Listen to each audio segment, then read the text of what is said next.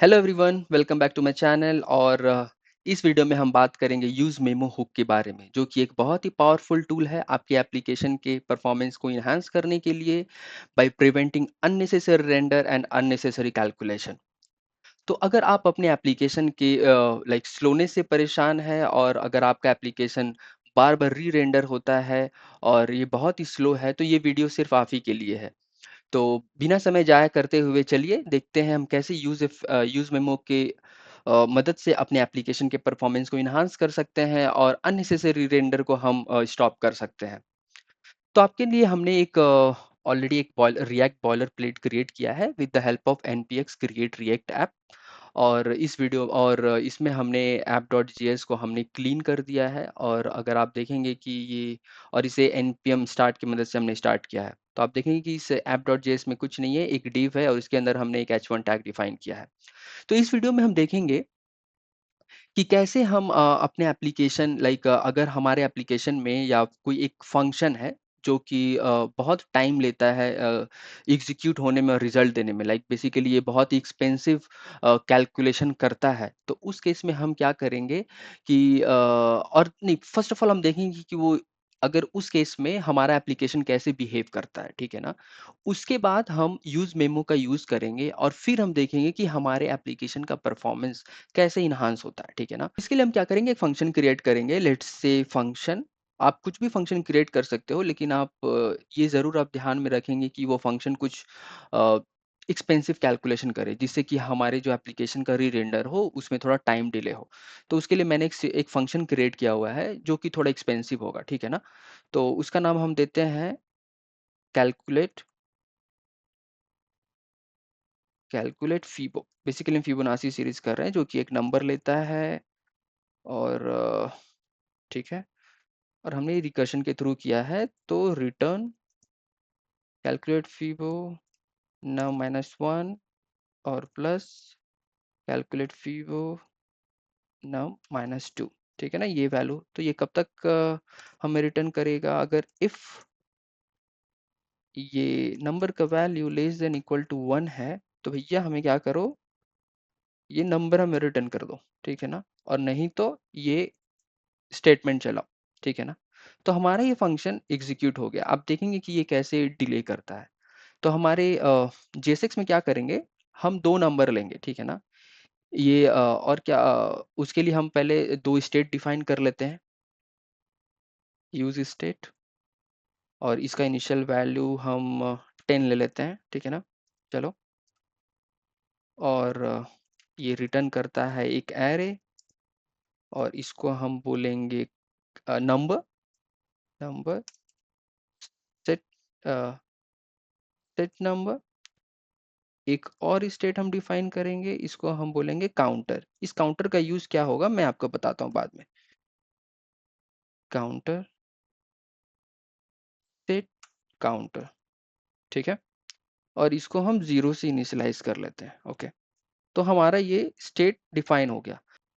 अब हम क्या करेंगे, इन आवर JSX यहाँ पे हम दो बटन लेंगे, लाइक इंक्रीज एंड डिक्रीज। तो इससे क्या होगा, हमारा ये जो नंबर है उसको हम इंक्रीज भी कर सकते हैं और डिक्रीज भी कर सकते हैं। और एक हम दूसरा बटन लेंगे जो हमारे काउंटर को इंक्रीज करेगा, ठीक है ना। इसका यूज हम बाद में बताएंगे कि ये कैसे यूज होगा, बट पहले हम दो बटन क्रिएट करते हैं, ठीक है। बटन ये इंक्रीज, ठीक है, और दूसरा क्या करेंगे, हम एक और बटन क्रिएट करते हैं, डिक्रीज डिक्रीज, ठीक है ना। ये क्या करेगा, ऑन क्लिक फंक्शन पे ये हमारा जो ये सेट नंबर इसको इंक्रीज करेगा वैल्यू, राइट। तो नंबर +1, और सिमिलर थिंग इसमें हमारा ऑन क्लिक में क्या होगा, ऑन क्लिक पे अगेन ये एक फंक्शन कॉल करेगा, और सेट नंबर को हम यहाँ पे नंबर -1, ठीक है, ये हमने कर दिया भाई। और इसको देखने के लिए कि हमारा जो वैल्यू अपडेट हो रहा है कि नहीं, यहाँ पे हम एक h1 टैग फिर से ले लेते हैं, रिजल्ट फॉर नंबर, और क्या नंबर है वो हम बाद में देखेंगे। रिजल्ट फॉर नंबर क्या है, नंबर हम यहाँ पास कर देंगे, ठीक है ना। तो अभी आप देखोगे 10 11 या ये सही से हो रहा है काम, ठीक है ना। हमारा यहाँ तक अभी एप्लीकेशन परफेक्टली वर्क कर रहा है। अब दूसरा हम क्या करेंगे, एक और बटन हम लेंगे यहाँ पे, ठीक है ना, वो काउंटर को इंक्रीज करने के लिए।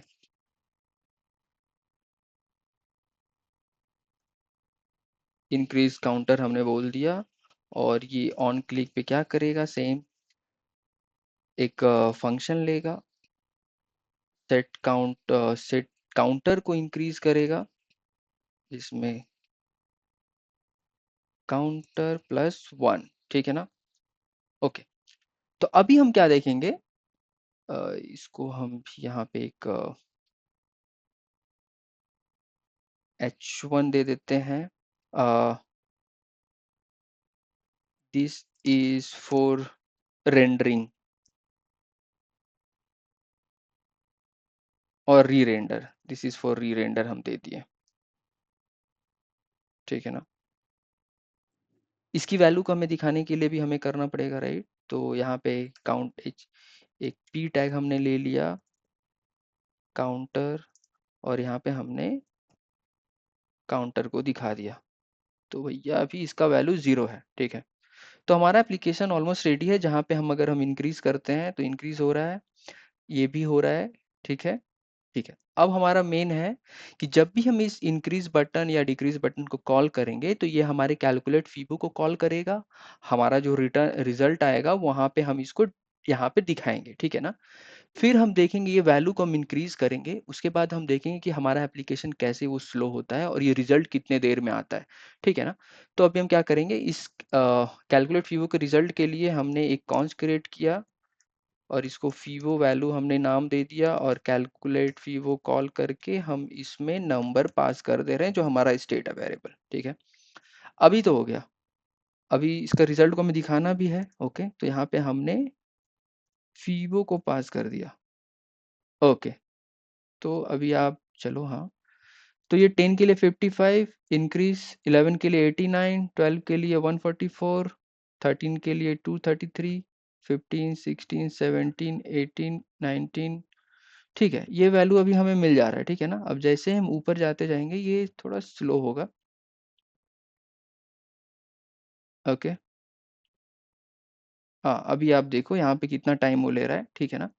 तो बेसिकली 36 के लिए ये, चलो ये अभी हो रहा है, ठीक है ना। ये हमारा टाइम बहुत ले रहा है, जैसे जैसे हम ऊपर जा रहे हैं टाइम ले रहा है। तो इसमें क्या होता है, जब भी हम कोई बटन क्लिक करते हैं ना तो हमारा ये जो एप्लीकेशन है ये बार बार री रेंडर होता है, ठीक है। तो अभी आप ये देखोगे कि अगर हमारा जो काउंटर है इसको मैं इंक्रीज करता हूँ, कितना स्लो हुआ, राइट। 2, देखो मैं क्लिक कर रहा हूँ बट ये जल्दी नहीं हो रहा है। तो बेसिकली क्या हो रहा है, हमारा ये जो एप्लीकेशन है वो क्या होता है, जब भी हम ये इंक्रीज काउंटर ये क्लिक कर रहे हैं तो ये हमारे, सिंस हमारा ये जो काउंटर वैल्यू चेंज हुआ जिसकी वजह से हमारा ये एप्लीकेशन है, ये जो फंक्शन है ये बार बार लोड हो रहा है, ठीक है ना। बट हमें तो इसकी जरूरत नहीं है ना, हम तो ये नहीं चाहते कि कैलकुलेट फीबो ये बार बार रिलोड हो, ये बार बार कॉल करे, क्योंकि हमारा नंबर ऑलरेडी तो 38 ये फिक्स है और सेम रिजल्ट दे रहा है ना। तो उसी रिजल्ट के लिए हम बार बार क्यों ये कैलकुलेट फीबो को कॉल करना है, नहीं करना है ना। बिकॉज इसकी वजह से क्या हो रहा है, हमारा एप्लीकेशन बार बार लोड हो रहा है और हमारा एप्लीकेशन स्लो हो रहा है। तो हमें कुछ ऐसा करना पड़ेगा कि भैया जब हमारा ये वैल्यू है ये चेंज ना हो, ये नंबर हमारा चेंज ना हो, तो भाई अब कैलकुलेशन मत करो, ठीक है ना। और कैलकुलेशन में जो टाइम लग रहा है वो हमारा टाइम बच जाएगा, ठीक है। इसका अभी हम दिखाते हैं, लाइक अगर हम इसको रिफ्रेश करते हैं, ठीक है, और अब हम काउंटर इंक्रीज कर रहे हैं तो देखो अब फटाफट एकदम हो रहा है, कोई प्रॉब्लम नहीं है। लेकिन जैसे ही इस नंबर को हमने इंक्रीज कर दिया, ठीक है ना, लाइक अभी आप देखो 35 36 के लिए फिबोनाची क्रिएट करने के लिए ना बहुत टाइम लगता है। ओके, अब हम अपन काउंटर इंक्रीज कर रहे हैं ना तो देखो स्लो हो रहा है। ओके, इसका ये मतलब है कि ये बार बार कॉल होता है। अब इसको भी चेक करने के लिए हम एक काम और कर सकते हैं, यहाँ पे console.log दे सकते हैं, ठीक है ना। पहले आप प्रॉब्लम को समझो, फिर सॉल्यूशन तो हम करेंगे ही ना। फंक्शन कॉल्ड, ठीक है। ओके, अगेन हम रिफ्रेश कर लेते हैं, और कि ये दिखाने के लिए कि जब भी हम ये इंक्रीज काउंटर क्लिक कर रहे हैं तो ये फंक्शन कॉल हो रहा है कि नहीं, ठीक है ना। इसके लिए हमने फंक्शन कॉल लिख दिया। अब हम इंस्पेक्ट के जाएंगे। ओके, चलो हमारा इंस्पेक्ट है और ये है। ओके, तो इनिशियली तो ये फंक्शन कॉल होता है, तो ठीक है। अभी हम यहाँ पे भी क्लिक करेंगे, ये कॉल हो रहा है, राइट। ठीक है, अभी हमने इसको क्लियर कर दिया। अब हम इंक्रीज काउंटर को क्लिक कर रहे हैं, भाई इसके लिए भी कॉल हो रहा है, ठीक है ना। तो भाई इससे तो इसका कोई रिलेशन है नहीं, तो हमें इसको क्यों कॉल करना है। तो अब आता है इस केस में यूज मेमो का। तो यूज मेमो बेसिकली क्या होता है, चलिए हम पहले डिफाइन करते हैं उसको, फिर पढ़ते हैं। ओके, तो क्या होता है यूज मेमो, ये हुक है रिएक्ट का। आप देखोगे कि इसमें हमने इंपोर्ट कर दिया। ये दो पैरामीटर लेता है, एक है कैलकुलेटेड वैल्यू और दूसरा है डिपेंडेंसी। डिपेंडेंसी मतलब जैसे हमारे केस में नंबर है, तो अगर नंबर हमारा वैल्यू चेंज होगा तो ही ये कैलकुलेट फंक्शन एग्जीक्यूट होगा री रेंडर पे। लाइक सपोज करो अभी हमारा जो कैलकुलेट वैल्यू है 10 के ऊपर है, ठीक है ना। और अगर हमने ये सेकंड काउंटर इंक्रीज किया तो ये जब री रेंडर होते वक्त ये चेक करेगा कि भाई अभी तो हमारा वैल्यू 10 है और इसके लिए हमारे पास ऑलरेडी वैल्यू है, तो क्यों हम वापस से इस कैलकुलेट फंक्शन को हम रन करेंगे। तो क्या करता है, ये प्रीवियस जो वैल्यू का जो कैशे था, जो नंबर था, उसको ऑलरेडी उसने होल्ड करके रखा हुआ है। और ये जब चेक करता है कि भाई हमारा री रेंडर लास्ट वैल्यू हमारा जो है अभी सेम है, तो वो इस फंक्शन को कॉल नहीं करता है और हमारा जो रिटर्न वैल्यू है उसी को दे देता है, ठीक है ना। तो आपको समझ आया, राइट। तो अब हम यूज करते हैं यहाँ पे, तो यूज मेमो, ठीक है ना। जैसा हमने बताया था कि ये दो दो वैल्यू लेते हैं, राइट। पहला तो ये हो गया और दूसरा आपका हो गया एरे यहाँ पे नंबर। ओके, ओके, तो ये एक फंक्शन लेता है बेसिकली, ठीक है ना, जहाँ पे हमने कैलकुलेट ये नंबर हमने कॉल किया और इसका वैल्यू हमने फीबो यहाँ पे रख लिया, तो ये इसकी तो जरूरत है नहीं।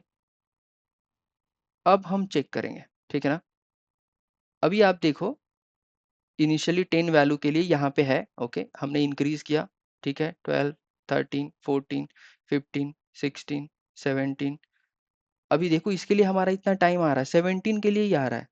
अब आप चेक करो, मैं कंसोल क्लियर कर देता हूँ। अब इंक्रीज काउंटर में क्लिक कर रहा हूँ, देखो कितना जल्दी हो रहा है, राइट।